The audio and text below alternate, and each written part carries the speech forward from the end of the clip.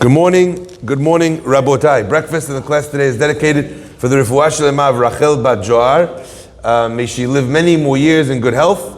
Sponsored by Wendy Benishu, and as well for the Refuah Shlema of Meir Ben Adelia and Chana Bat Rachel, sponsored anonymously.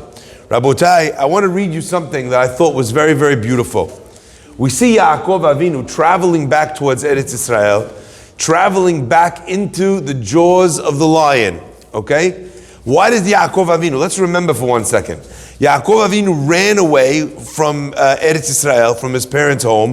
What was the reason? How come he left? It was all because of the fact that Esav was so upset that he knew that Rivka overheard Esav saying, Yikrivu yimei Evel Avi, may the days of my father's mourning, his passing, come to pass, and I'm going to kill my brother.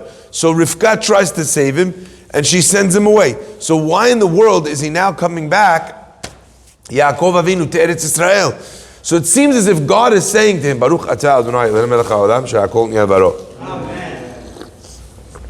God says to him, don't worry, go return back to Eretz Israel, I'm going to protect you. So one answer is that Yaakov Avinu, he had the haftacha, the pledge of God that he would be okay. But he comes towards Eretz Israel, and he starts preparing for Esav as if he's in exactly the same state as he was before. How many years had passed already since Esav had been, his feelings had been hurt? 20. How many years? 20? More. 20 years he's by Lavan. 14 years Yaakov Avinu was in Yeshivat Shem Va'ever. Okay? 2 years is after this story. But either way, 34 years have gone by. Yaakov Avinu is still sending presents. He's bowing down. He's preparing for Milchama. Why did Yaakov Avinu assume that was the case? That Esav was still upset and that he had not forgotten about the fact that he was upset with Yaakov Avinu. Says Rav Shlomo Levenstein, an unbelievable thing. He says, if you have two brothers or partners or family members or friends, one of them does something to really upset the other. Maybe you feel even stabbed in the back. So you want to know if the person still is upset at you. So there's ways of being able to tell. You see his body language, you find out. But there's one way for sure that you'll be able to understand whether or not the guy hates you. And that is, if the guy has named his kids, he's named certain things after the fact that you messed him over. Like we know by Binyamin, when Yosef was sold, Binyamin named each of his 10 children after the fact that Yosef was gone. Mupim, Chupim, right? Rashi says each one of them was named. Now I'm going to have my son take him to the chuppah, and my brother's not going to be there.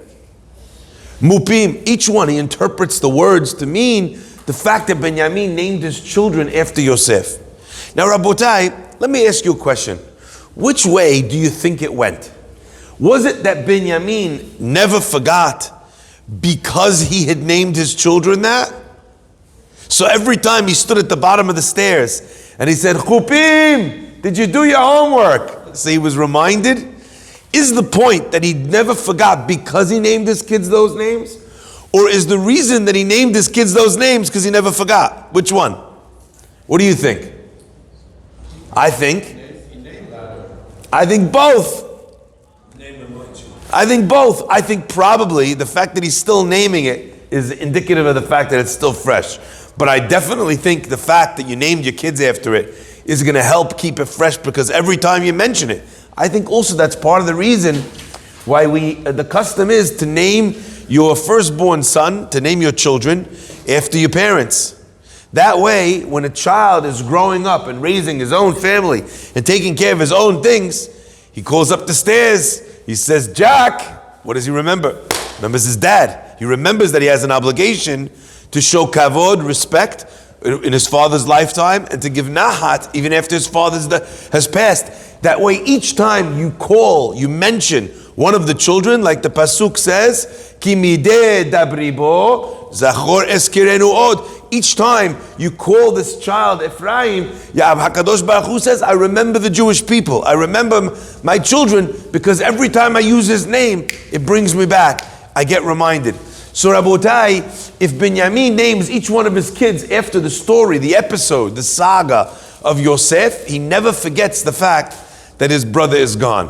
Rabotai, Yaakov also understood from a similar instance that Esav had not gotten over the fact that he felt that Yaakov had tricked him, that Yaakov had messed him over. How did he know that? Let's look at the pasuk now. Vayishlach Yaakov malachim, and Yaakov sends angels, messengers, lifanav, ahead of him, el Esav achiv, to Esav his brother. Where does he send them? Arsa Seir, to the land of Seir. That's the land where Esav lives. Sedeh Edom, the fields of Edom.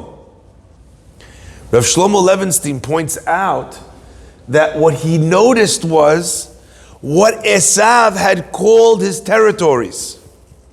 He called it Arsa Seir, a land of Seir is a goat.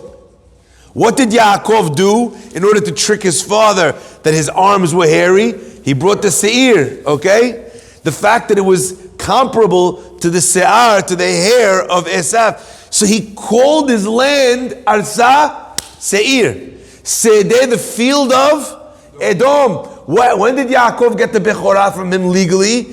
When he sold him the Bechorah for the lentil soup that was red. Halaiteni na min ha'adom. Ha'adom hazeh. When he saw that he was naming his countries, naming his city after the story, he understood that he wasn't yet done with this. You know, if he named his sixth child Ponzi scheme, he probably didn't forgive you yet, okay? Because he's bringing it up all the time.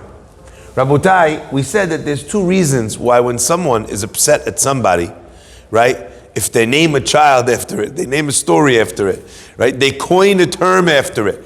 Oh, okay, you're pulling another Long Branch move now. Oh, you're doing the same thing. They've even termed or coined the term for what you've done to them. Rabotai, we said that it goes two ways. One way is that he names his kid or his place after the item. But the other way, Rabotai, is the exact opposite, right? The other way is exact opposite. It's that you name something in order not to forget. There's a kibbutz in Eretz Israel. In 1948, just 3 short years after the Holocaust, many of the survivors from the countries that Hitler had destroyed, had killed the Jewish population. They went up to Eretz Israel, and the fighters in 48, many of them were the people that were Nitzolei HaShoah, the people that were saved from the Holocaust. And in fact, they even had a kibbutz, that the name of the kibbutz is Kibbutz Lochamei HaGetaot. Now, why did they call the kibbutz that? The kibbutz of the fighters of the ghetto. Why did they do that? Because these people, they knew they were in a new country. They were in a new situation. And they were liable to move on from their old country, from their families, from this great injustice that had been done. And they wanted to remember forever that they were kibbutz, a gathering of Lochamei HaGetaot, the fighters of the ghetto. Rabotai, sometimes memories are worth preserving, are worth holding on to, and sometimes memories are worth letting go.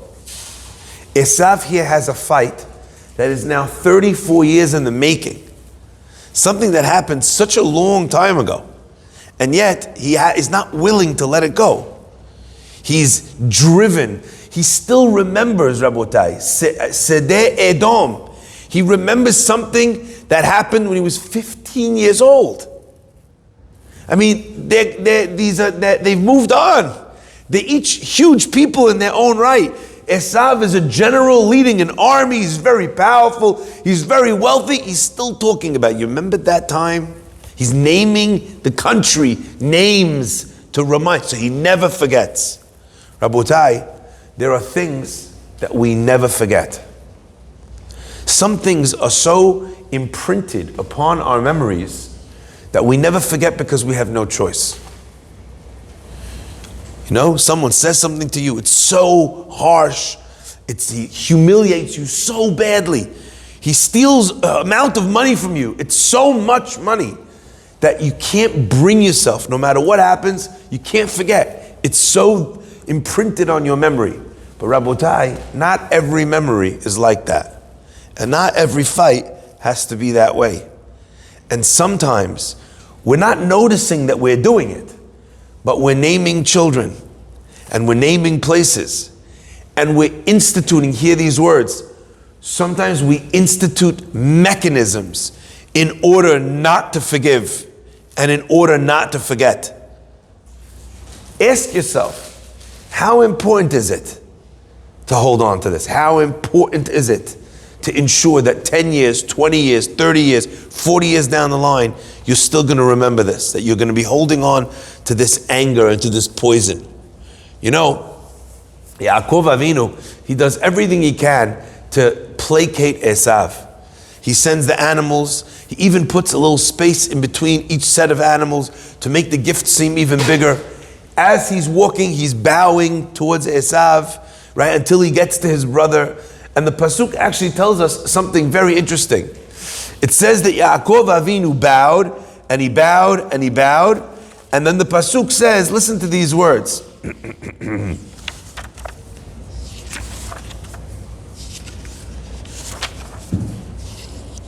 Vayishtachu aretz, and he bows 7 times, sheva pa'amim, ad gishto, until he reached Esav Achiv, until he reached his brother. The pasuk is telling us that sometimes when a person gets very angry, they've buried this anger or this upset so deep that an apology doesn't work. Each time Yaakov bowed, he bowed again, he called him my master. What he did was he took off one of the layers. And then a second layer, and then a second layer. Ad gishto, he bowed until he reached his brother.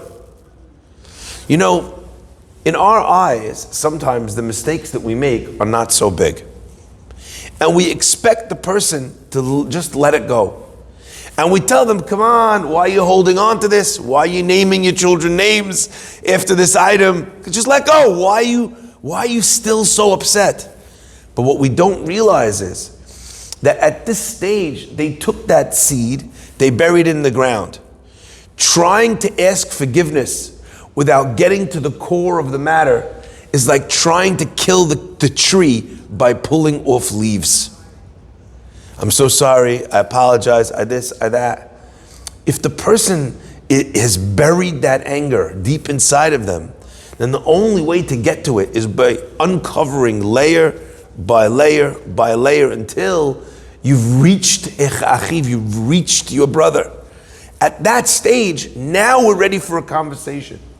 I'll just give you an example. I don't know if there's any conversation on earth that right now could bring peace between the Israelis and the Palestinians. There's too much water under the bridge. There's been too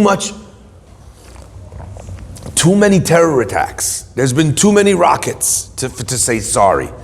You know, and on their side, in their understanding of the situation, remember, they're being trained, they're being, their history books are being changed to illustrate that what they're doing is some sort of freedom fight and that they are, heroes instead of terrorists.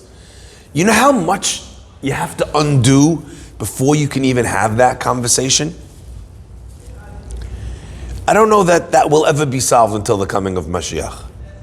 I mean, maybe we should try, do our best to make shalom. Maybe now there's more pressure because other Arab nations are normalizing relationships with Israel. Maybe now they feel that their support system around the world is weakened. Maybe there's an opportunity to try, but nothing gets solved by one conversation. So many times a person experiences, they feel like, I asked for mechilah. Why can't this person just let it go? Why can't we just go back to where we were? You insult your wife, you come back, I'm sorry. It's not the same. You can't expect that to work. I'll give you an example for this and this will end. There was once a guy who came and slapped the Brisker Rav across the face when he was a young child. The Brisker Rav walks up to this guy right away, and he slaps him once, and he slaps him twice. So I think the story goes that his father asked him, good, you're in the fight, it's not considered revenge on the spot. Revenge is only later. If someone hits you, you're allowed to punch them back, to get them off of you, you're allowed to fight to protect yourself. He says, I get that you hit him once, but why'd you hit him twice? So he says, once I hit him because he hit me, and once I hit him because he started. Now, the child, he was very young, the Brisker Rav, but there's something there. If I hit you, and then you hit me back, are we even? No. I just hit you back, so now we've hit each other the same amount of times. I didn't come to you and hit you. Even if I hit you back to even the score, I didn't want to get hit to then have to make it even. Rabotai, many times when someone says something that's insensitive, and then they come and they expect, what do you mean? I apologized. They're just being pedantic. Look, they just want to fight. It's not true. You need a couple bows. You need a couple adonis. Sir, madam, my master, in order to be able to remove the layers that we place. So on the side of the person who's asking forgiveness, we learn a lesson as to how one approaches asking forgiveness when they've hurt someone. But also we learn how not to be when someone does hurt us. Because effectively erecting these barriers quite often means that years down the line we're still holding on to something that we could have let go of a long time ago. Not everybody is gonna learn this lesson and make all the preparations that you have to make before you say I'm sorry. And therefore you have to ask yourself, is it worth it? Is it worth the agmat nefesh? It's an amazing thing, people holding on to hurt. Why do we do that? It's like we want to remain hurt. Why do we do that? We relive a story in our minds again and again. Why? It's almost as if we feel that if we let it go, then the person gets away with it. If we let it go, then justice was not served. But justice is not being served by you remembering it either. And the person is not learning their lesson because you forgave them. They actually are not thinking about this at all. Rabotai, let's understand that the only person that anger hurts almost always is yourself, and it's a poison that we carry around and it ruins our day. How much better would our day be if we could let things go? And the crazy thing is, Rabotai, is sometimes we can actually outsmart ourselves like this. When someone's hurting you, or when someone says something that's annoying, or when someone says something that's petty, or when someone makes a joke at your expense. You know, you came late to shul, and the guy sitting there 2 rows back says, oh, Azaku Baruch. You know, it's a good thing you came early for mincha. How could you say that to me? Da, da, da, da. Yeah? Just catch yourself before you plant the seed. Catch yourself. If you take a seed and you plant it in the ground, it has a chance of being a tree. But what happens if someone gives you the seed, and before you plant it, you throw it in the garbage? Nothing will come of it. It won't go any further than that comment. So what do you want? You get a comment, what do you want? How do you want it to go? And as we all well know, that HaKadosh Baruch Hu gives us tremendous reward when someone gets us upset, or when someone says something and we don't answer. If a person keeps their quiet in that moment, a person is shomein chirpatam ve'enan meshivim. They hear their embarrassment. Ve'enan meshivim means, and they do not respond. So we know that that person in that moment can ask for any beracha in the world. Shomein chirpatam hane'elavim. Someone is embarrassed. Ve'enam ulvim, and they do not respond. I want to say that maybe there's another interpretation to that word. Enan meshivim, everyone translates, you don't answer. But maybe I think there's another interpretation. Shom'in chirpatam ve'enan meshivim, and they don't keep bringing back that chirpatam. They don't keep replaying that comment. They don't tell the next guy, you know what this guy said to me? Meshivim. They bring it back, bring it back, bring it back. they actually just let it die. They let the wind blow it away. May Hashem bless us always to be able, in those moments, to ask for the beracha that we want from HaKadosh Baruch Hu, to let it go, to not plant the seed, and to throw it away, and through that, Be'ezrat Hashem, to live much happier lives, much more content lives, carrying much less poison, developing and holding much better relationships. Baruch Adonai Le'olam. Amen.